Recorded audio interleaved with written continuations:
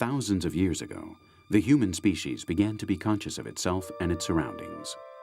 From that moment on, our development has been driven by the desire to go beyond the known world, to explore the limits of the mind and nature. Where do we come from? Where are we going? How does everything that surrounds us work? Curiosity is the starting point of these questions. But curiosity alone is not enough to get answers. Throughout history, human reasoning has gotten more and more sophisticated to the point of even doubting itself. This doubt has allowed us to make discoveries that have multiplied themselves in the form of applications and technology. But the doubts we subject our reasoning to needs a method. We need to experiment to compare what we think against the phenomena that we observe in nature. This dialogue with the natural world that surrounds us is not simple, but sometimes it reveals to us the mechanisms of the cosmos. Then, finally, something begins to make sense, and we can exclaim, "Eureka!"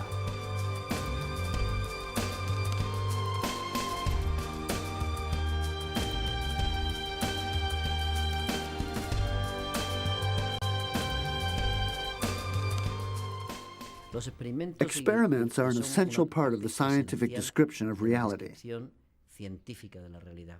Just as a painter employs the meta language of painting, using his brush, his canvas, and his colors to describe an action, a scene, the scientist employs the meta language of mathematics, a meta language of algorithms, which he sets into motion on a computer in an attempt to describe nature. The scientist dreams to describe a phenomenon, to understand a phenomenon with logic, with reasoning, with mathematics, to repeat it, and to prove that that phenomenon is repeatable. Experiments are absolutely basic.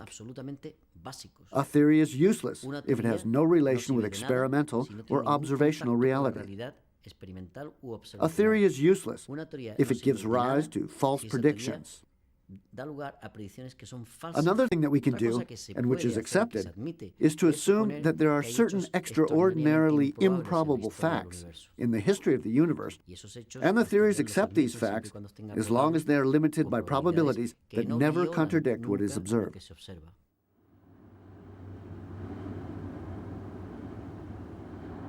Science was born from the observation of the world around us.